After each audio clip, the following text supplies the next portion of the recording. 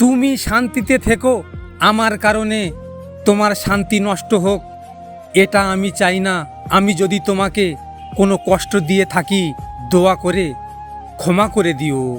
আমি বড়ই লোভী, এত কিছু থাকার পরেও শুধু তোমার অভাবী। দোয়া তোমার জন্য আমি সবসময় করি, তুমি ভালো থাকো এটাই আমি চাই। কখনো নিজের শত্রুদেরও খারাপ চাইনি, আর তুমি তো আমার শত্রু ছিলে না কোনো দিনেও।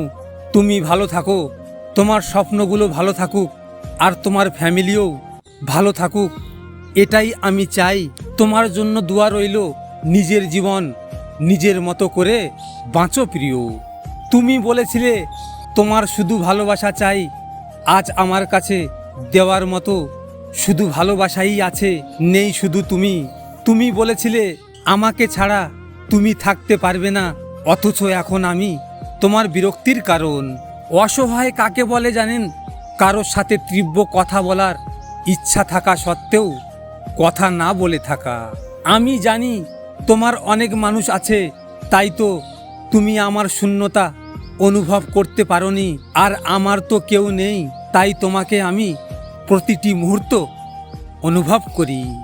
যে মানুষগুলোর জন্য প্রতিনিয়ত আমাদের মন খারাপ হয়, দিনের শেষে দেখা যায় সে মানুষগুলো আমাদের ছাড়া ভালোই থাকে।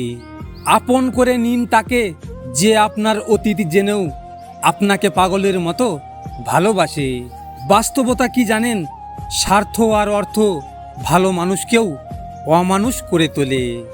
গল্পটা এমন নয় যে চাওয়ার মানুষের অভাব ছিল, গল্পটা এমন যে আমি যাকে চেয়েছি সে আমায় চায়নি।